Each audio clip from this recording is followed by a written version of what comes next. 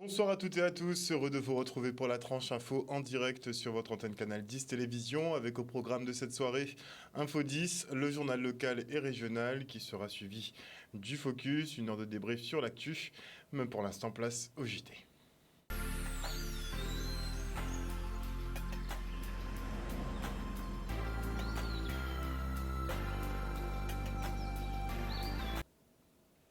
Nous sommes le mardi 19 septembre 2023 et on débute avec cette plénière de la collectivité départementale qui a examiné aujourd'hui son budget supplémentaire 2023. Et pour la première fois, les élus votent un budget d'1,2 milliard pour principalement agir sur l'insertion et la réhabilitation des sites patrimoniaux. Département qui entend aussi venir en aide aux compagnies aériennes pour développer le trafic inter-îles. Et il pense aussi à augmenter le capital de la CEMAG de plus de 6 millions d'euros. On fait le point avec Guy Losbar. Effectivement, c'est une très grande satisfaction dans un contexte tendu sur le plan économique, inflation et autres, que nous puissions maintenir un budget. Et comme j'ai eu l'occasion de préciser, 1,2 milliard, c'est la première fois que le département peut voter un budget aussi conséquent, mais c'est au service du pays pour les différentes politiques que nous mettons en œuvre.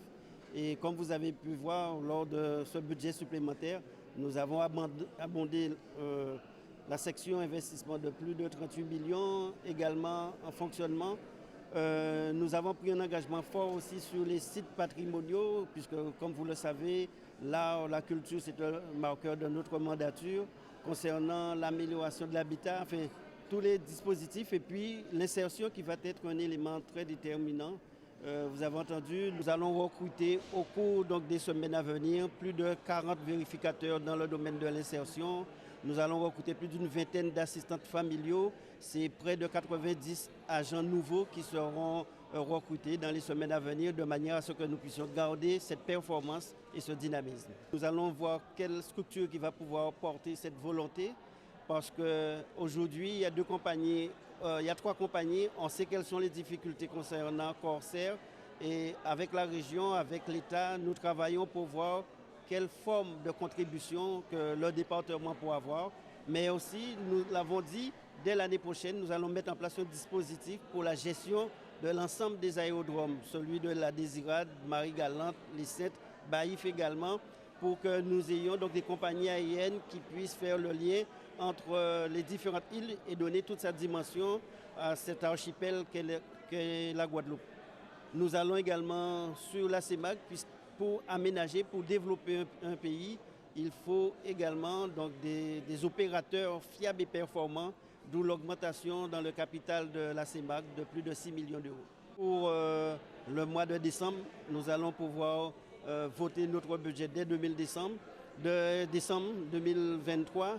Ensuite, comme nous avons une situation financière en termes d'endettement qui est très faible, puisqu'il faut rappeler que pour la majorité des collectivités, c'est le taux entre 8 ans et 12 ans, celui du département est de 1 an et 2 mois, ce qui nous donne des possibilités et permettre l'accompagnement donc, des communes, puisque nous allons intensifier les différents contrats de pays que nous avons déjà commencé depuis 2023. L'aménagement des ports, c'est plus de 4 millions qui seront consacrés. Il y a déjà des travaux réalisés à Sainte-Rose, à Port-Louis, également à Marie-Galante et que nous allons étendre sur d'autres territoires. Une interview de Charlie Dagonia. Et le centre de formation d'apprentis polyvalents de l'Académie de Guadeloupe ouvre un DUST technicien préparateur en pharmacie. Issu d'un partenariat avec l'UFR de Bordeaux, le cursus en alternance permet de faciliter l'insertion des jeunes qui sont tout de suite opérationnels en fin de cycle. Le reportage. Nous avons ouvert cette année le DUST, technicien préparateur en pharmacie, qui est une formation universitaire sur 2 ans et qui est beaucoup plus adaptée à la vie professionnelle, à l'insertion, qui permet une insertion immédiate au niveau professionnel. C'est une formation universitaire, scientifique et technique universitaire.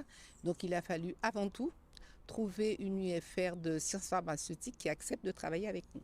C'est ainsi que nous avons conventionné avec l'UFR de Bordeaux. Et ainsi, nous arrivons à une première promotion avec bien évidemment des étudiants recrutés via Parcoursup et un suivi que nous espérons le plus rapproché que possible pour mener tout ce petit monde vers la réussite. Moi, j'aimerais vraiment continuer mes études pour devenir infirmier. Et je me suis dit que préparateur en pharmacie, c'est un bon début, car je connaîtrais déjà les médicaments. Donc, en tant qu'infirmière, je saurais quoi prescrire aux patients et même conseiller, par exemple, un préparateur en pharmacie, mais plus jeune ou qui viennent commencer. Du coup, s'ils se trompent, lui montrer que je suis passé comme ça arrive, mais que il faut prescrire ça, mais pas ça, etc.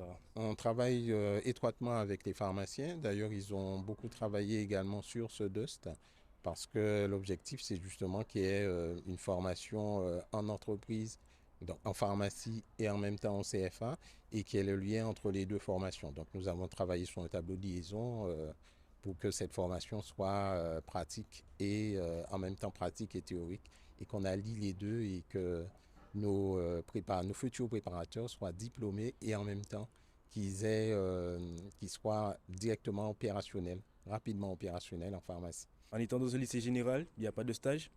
Et je trouvais ça assez décevant car on n'a pas l'occasion de choisir en fait vraiment là où on veut aller parce qu'on n'a pas le goût du métier en fait. Et en étant par exemple en alternance, on peut savoir si c'est vraiment ce qu'on veut faire ou si on trouve que on n'a rien à faire là.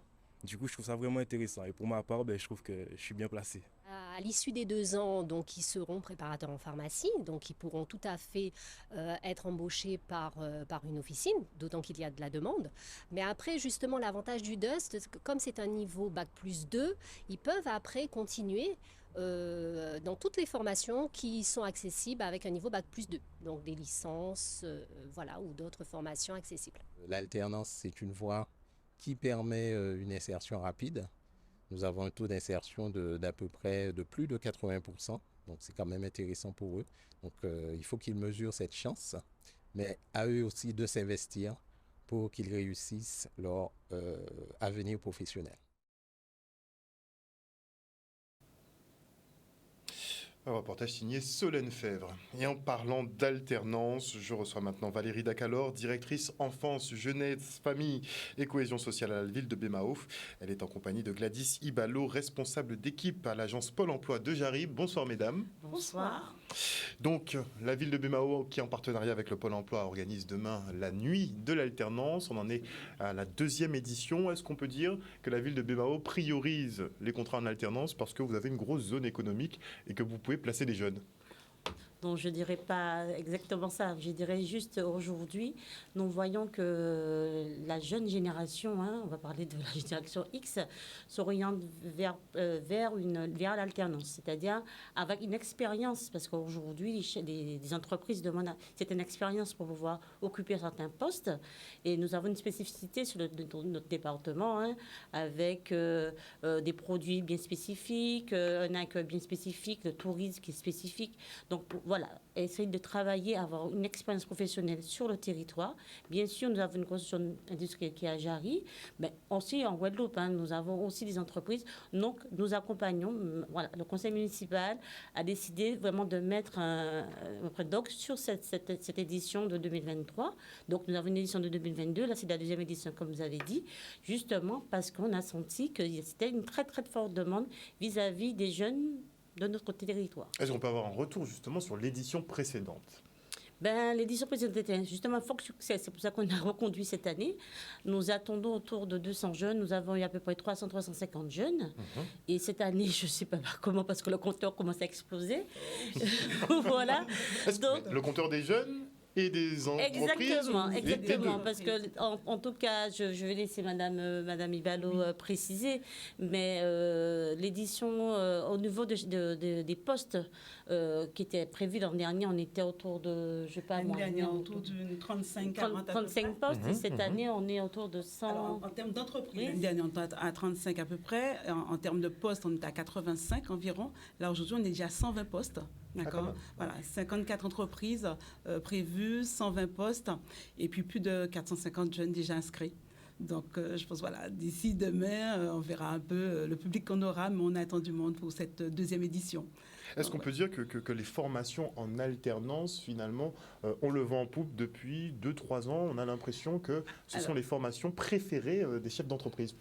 Alors oui, les formations en alternance, on le vend en poupe. Pourquoi? Parce que justement, l'alternance amène non seulement la formation, mais aussi l'expérience.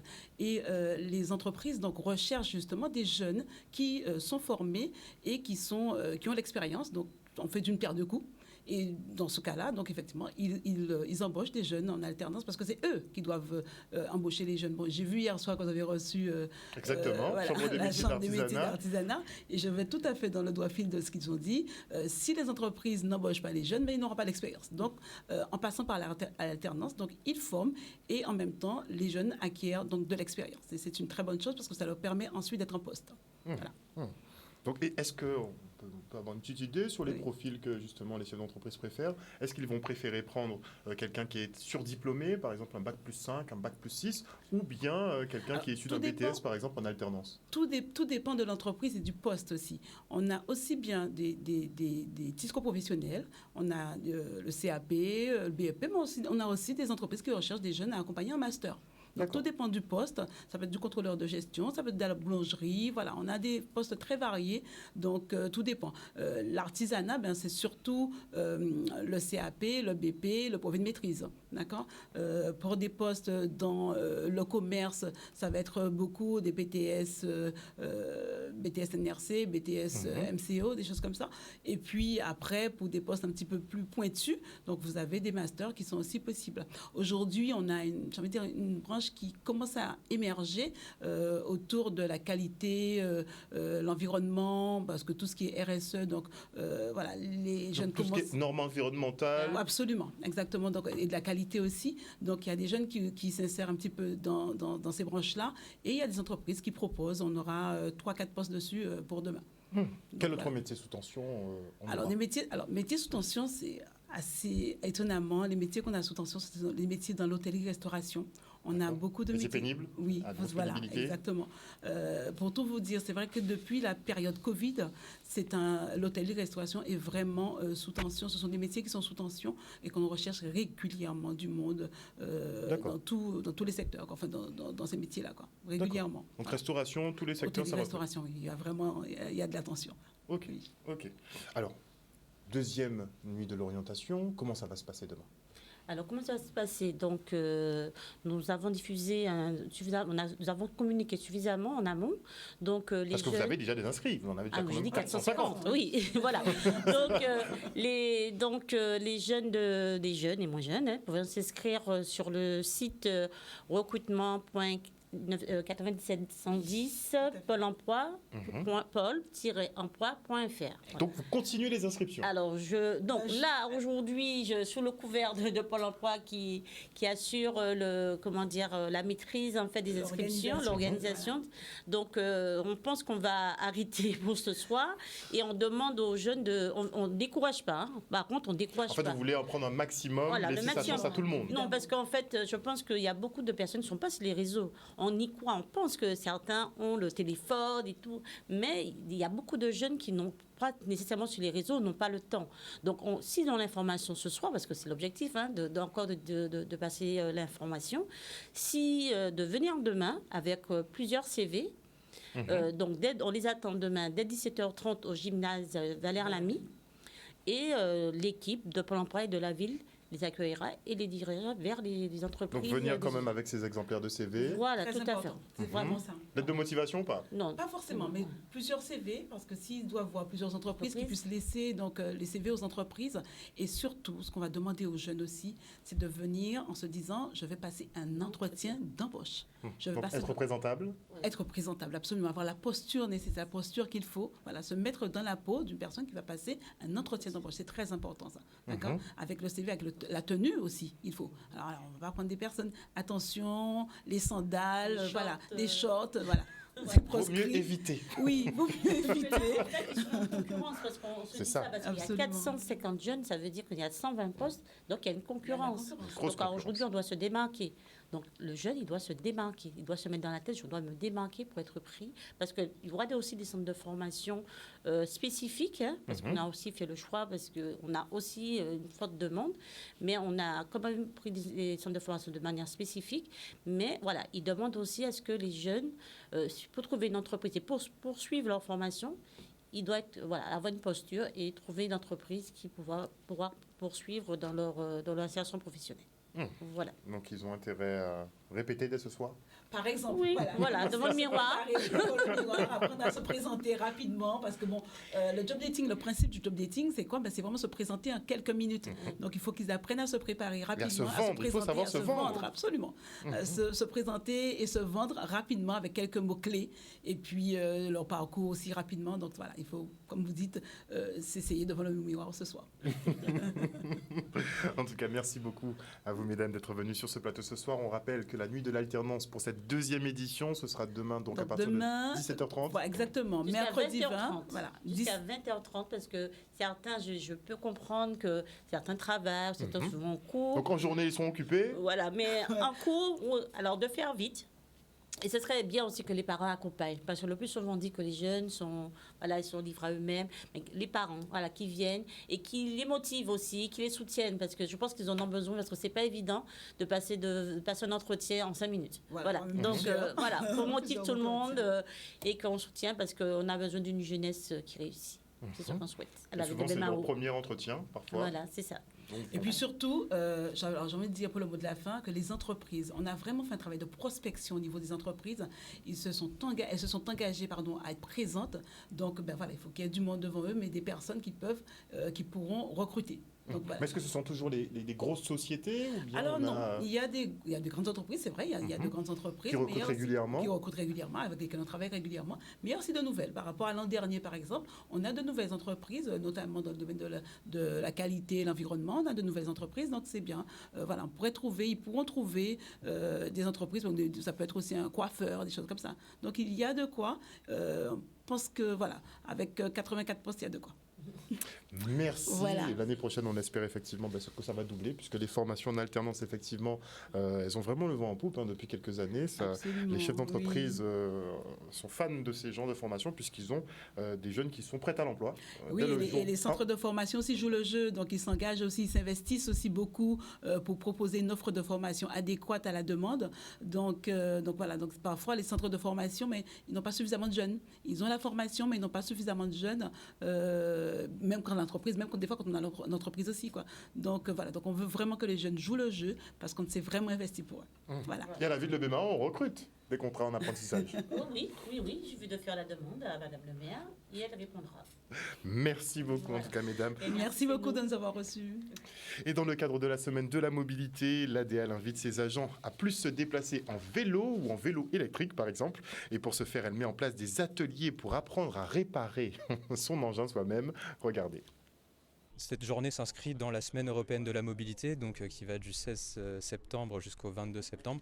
Et on a souhaité, dans le cadre de cette semaine, réaliser une journée dédiée à notre communauté de travail pour montrer qu'il y avait des alternatives à la voiture pratiquée de manière seule. Donc avec une matinée très tournée autour du vélo, donc avec notamment une initiation au vélo assistance électrique et puis un atelier de réparation vélo pour démonstration de comment réparer et entretenir son vélo. Et puis également, derrière, on peut laisser le vélo pour faire un diagnostic avec un réparateur. Alors là, c'était un atelier pour apprendre à, on va dire, auto-réparer son vélo, dans le cas où on est seul, pour pouvoir se débrouiller pour les petites réparations de base. Donc, j'ai appris des choses concernant les points qui sont importants sur le vélo et aussi à faire une réparation de base, par exemple, changer un pneu. Ok. Très éprouvant, mais j'y suis arrivée. qu'on accompagne des collectivités pour des projets d'aménagement cyclable. On a des financements pour ce faire, avec pas mal de financements nationaux dans le cadre d'appels à projets. Et on essaye d'accompagner aussi dans des démarches comme Action Cœur de Ville, Petite Ville de demain, où l'objectif effectivement c'est de densifier les tissus urbains cœur de ville et d'avoir des voiries apaisées pour permettre ces circulations vélo facilement. Voilà. Donc effectivement, on espère dans le cadre de toutes ces démarches que la mobilité durable fera partie intégrante de ces projets. C'est vrai qu'on encourage la pratique du vélo, surtout dans le cadre de mes missions.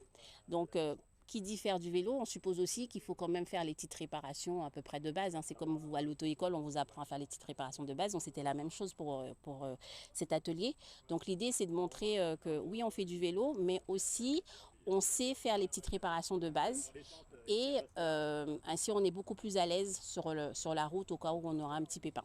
On organise également un webinaire la semaine donc le 26 sur le covoiturage, pour faire un retour d'expérience sur les initiatives covoiturage ici en Guadeloupe.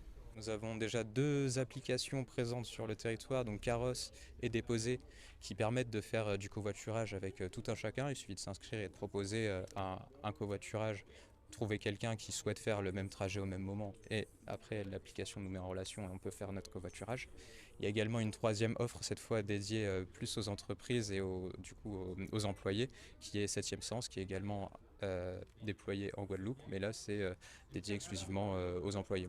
Ce sont les entreprises qui signent avec 7e Sens pour mettre à disposition cette offre de covoiturage. Et à l'occasion du World Cleanup Day, l'association Bulle Bleue et Casabroc ont procédé au nettoyage de la plage de Petit Havre à Gosier. Le reste en images. Aujourd'hui, nous sommes à la plage de Petit Havre. Nous participons au World Cleanup Day, qui est un événement mondial. En fait, le but, c'est, comme c'est marqué sur le t-shirt, Journée mondiale pour propreté. C'est-à-dire que tout le monde se mobilise, met la main à la pâte pour retirer les déchets sur terre, donc sur la plage, mais aussi en mer, parce qu'on a une action sur terre et en mer. Donc, nous sommes tous mobilisés pour rendre notre Guadeloupe beaucoup plus belle. Comme on a pu trouver des morceaux de plastique, des bidons, des ballons, des bouteilles de verre et justement sensibiliser les personnes justement pour apporter leur propre poubelle et ramasser leurs déchets. L'association Bulle Bleue, c'est une association qui œuvre pour le développement durable. On a pas mal d'actions avec les petits de maternelle sur le recyclage, le tri, le compost, mais aussi des collectes de déchets, terre et mer. Donc notre but, c'est de sensibiliser la population à prendre soin de notre belle Guadeloupe, finalement respecter la Guadeloupe pour se respecter soi-même et aller tous ensemble de l'avant. Nous travaillons tous ensemble, main dans la main, avec Casabroc, Casa Recycle, qui est en mer, avec également L'en-main en l'en-mec, qui est un mouvement avec plusieurs associations. Nous avons l'Université des Antilles avec la licence LPMGO qui nous accompagne, en fait, qui se mobilise pour collecter les déchets à nos côtés, Seven Seas et le Sinoval. On est là depuis 8 heures. Et jusqu'à la fin de la matinée. La Guadeloupe est belle, donc pas la polluer. Essayer de chaque personne devant un déchet, de ramasser juste un petit geste comme ça, c'est déjà beaucoup. On a aussi une sensibilisation globale, donc on présente aussi des jeux. Et là, j'ai un petit jeu à vous présenter, par exemple, balayer devant un potard et sous forme de questions. Un questionnaire où on voit la connaissance des gens par rapport à ce qui se passe dans l'environnement. Et des riverains alertent sur la pollution de l'aire de repos de Gâchette à Petit Canal. Certains visiteurs n'hésitent pas à laisser leurs déchets sur place. C'est des comportements qui risquent de faire un peu boule de neige, donc il faudrait effectivement s'arrêter tout de suite. En tout cas, c'est une belle altitude d'ordures, ça. Et on s'installe à la médiathèque du Lamentin pour la projection du film Le Zouk et la prière des oiseaux dédié à Pierre-Édouard Décimus. Ce documentaire décrit l'univers dans lequel ce créateur du style de musique zouk a évolué. Regardez. Nous avons besoin de se rattacher à sa culture. Les Vikings ramènent la Guadeloupe sur scène à Paris. Ce soir, c'était une projection du film documentaire consacré à Pierre-Édouard Décimus et à la naissance du zouk. Donc c'est Pierre-Édouard Décimus, le zouk et la prière des oiseaux, qui a été réalisé par Philippe Mugerin, qui était présent ce soir. Et donc nous avons décidé de projeter ce film dans le cadre des 40e Journées européennes du patrimoine, dont la thématique cette année était le patrimoine vivant et le patrimoine du sport. Donc patrimoine vivant, le zouk, la musique, le gros cas aussi, puisqu'on a bien vu à travers ce film qu'il y avait des influences donc de gros cas, de musique traditionnelle. Et voilà, donc c'était important pour nous de valoriser ce patrimoine. En fait, on n'est pas dans un devoir de mémoire ni de transmission, on va au-delà, on est dans une conscientisation de ce qu'on a aujourd'hui et on prend conscience par rapport justement à finalement des personnages comme Pierre-Édouard ou d'autres dont on n'a pas eu le temps forcément d'avoir les témoignages. Et aujourd'hui, à travers la réaction des gens, on se rend compte de l'intérêt pour nous d'avoir aujourd'hui, d'investir vraiment dans justement ces personnages. Quand je dis investir, c'est-à-dire d'aller les voir, les valoriser, dire en fait, échanger avec eux, parce qu'ils ne sont pas tous, comme Pierre-Édouard, aussi volontaires pour partager et dire et raconter ce qu'ils ont vécu. De bonnes réactions, donc c'est un film qui à chaque fois qu'il est vu, alors il est sorti récemment, en tout cas la première diffusion publique a été faite en janvier, dans le cadre d'un festival. Il est ensuite passé sur une chaîne de télé et donc à chaque fois le public en redemande. Donc ils sont émerveillés donc, par la richesse, donc déjà des images d'archives, parce qu'il y en a énormément, des anecdotes, des interventions, des personnes donc, qui interviennent dans le film.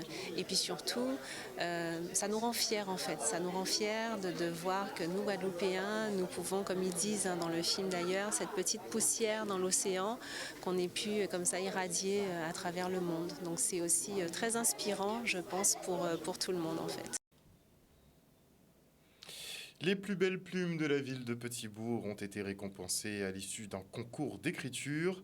Les auteurs en herbe avaient pour tâche de rédiger une nouvelle d'une 40aine de pages. Des ouvrages notés sur le choix du thème, la construction du personnage, la narration, le style d'écriture et la mise en page. Et on félicite Émilie Fibel, lauréate du concours. Regardez. Il devait proposer une nouvelle au thème libre d'à peu près 40 pages, une narration qui devait parler donc d'un thème qui leur tenait à cœur. Il y avait 12 élèves dans l'atelier et 7 participants, c'est-à-dire 7 qui sont allés jusqu'au bout et ont envoyé leur œuvre. Pour être honnête, je ne m'attendais pas du tout à gagner parce que j'ai vu le travail de mes camarades et j'ai vu de quoi elles étaient capables et j'ai été impressionnée par leur travail. Donc je suis très heureuse, vraiment très heureuse d'avoir gagné.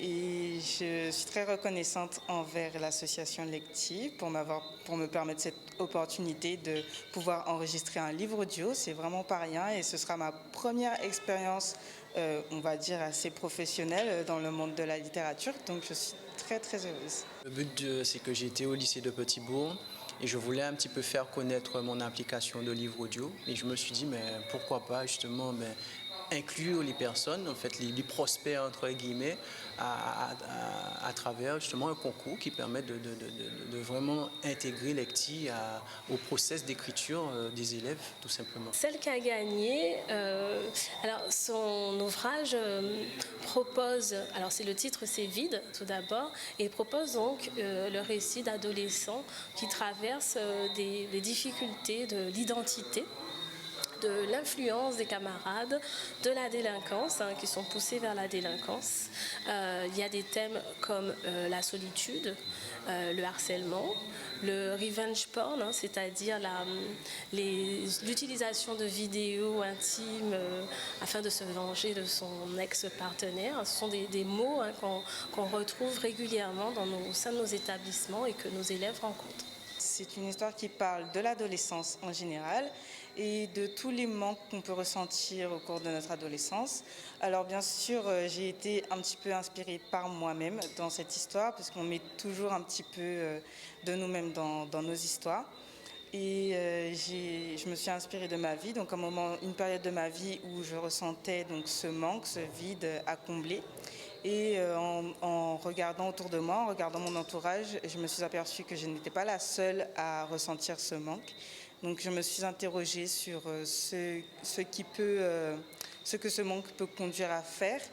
Et je me suis rendu compte que souvent la délinquance vient d'un manque dans notre vie, d'un vide qu'on cherche à combler quand on est adolescent.